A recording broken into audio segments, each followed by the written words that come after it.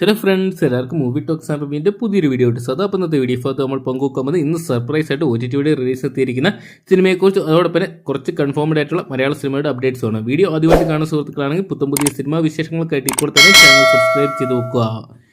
നിരവധി ചിത്രങ്ങളുടെ date confirmed ആയിട്ടുള്ള അപ്ഡേറ്റ്സ് പുറത്തു വന്നിട്ടുണ്ട്. അതിൽ ഒന്നാമത്തെ ചിത്രം എന്ന് നോക്കുകയാണ് തെലുങ്ക് എന്നുള്ള ചിത്രമാണ്. ബാലയ്യ കേന്ദ്ര കഥാപാത്രത്തെ ഡാക്കു മഹാരാജ് എന്ന് പറയുന്ന സിനിമയാണ്. ബാലയ്ക്കൊപ്പം തന്നെ ഉർവശി രൗത്തര, ബോബി ഡിയോൾ, ശ്രദ്ധ ശ്രീനാഥ തുടങ്ങിയവർ കേന്ദ്ര കഥാപാത്രത്തിൽ ചിത്രം ഡയറക്ട് ചെയ്തിട്ടുള്ളത് ബോബി കുള്ളിയായിരുന്നു. ജനുവരി മാസം 12-ാം തീയതിയാണ് ചിത്രം തിയേറ്ററിലോട്ട് എത്തിയിട്ടുള്ളത്. 100 കോടിക്ക് മുകളിൽ ചിത്രം വേൾഡ് വൈഡ് ബോക്സ് ഓഫീസിന് കളക്ട് ചെയ്ത് ഹിറ്റ് ചാർട്ടിൽ ഇടം നേടിയിട്ടുണ്ടായിരുന്നു.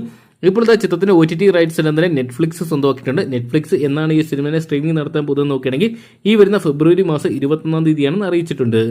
അതോടൊപ്പം തന്നെ മറ്റൊരു മലയാള സിനിമയുടെ അപ്ഡേറ്റ് ഇപ്പോൾ ലഭ്യമായിട്ടുണ്ട്. ഈ വർഷം റിലീസിനെത്തിയ ചിത്രമായിരുന്നു പ്രാവിൻകൂട് ഷാപ്പ് എന്ന് പറയുന്ന സിനിമ.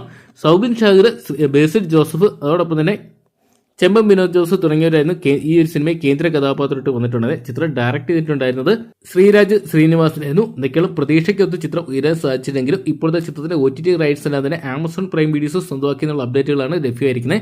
ചിത്രം ഈ വരുന്ന മാർച്ച് മാസം ആദ്യത്തോടുകൂടി ആമസോൺ പ്രൈം വീഡിയോസ് ലഭ്യമെന്ന് അറിയാൻ സാധിച്ചിട്ടുണ്ട്. എന്തൊക്കെയാണ് നമുക്ക് കാത്തിരിക്കുക ചിത്രത്തിന്റെ ഒഫീഷ്യൽ OTT റിലീസ് ഡേറ്റിനായിട്ട്.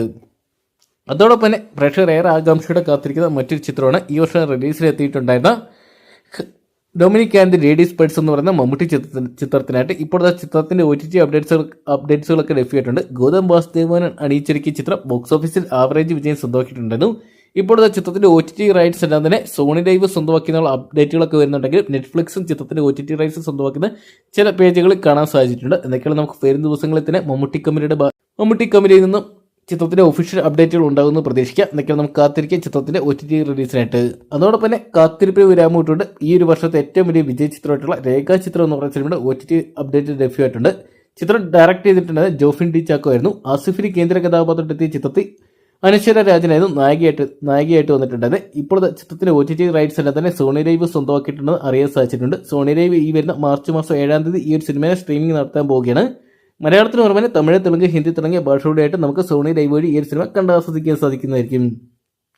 അതോടൊപ്പം തന്നെ ഇന്ന് സർപ്രൈസ് ആയിട്ട് OTT റിലീസ് എത്തിയിരിക്കുന്ന ചിത്രം എന്ന് നോക്കിയാൽ മാക്സ് എന്ന് പറയുന്ന ഏറ്റവും പുതിയ കന്നഡ ചിത്രമാണ്.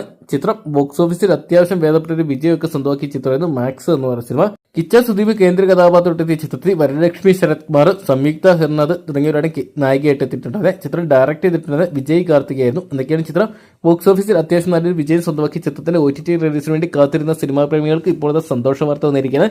ചിത്രം ഇപ്പോഴത്തെ C5 റിലീസിനെത്തിയിരിക്കുകയാണ്.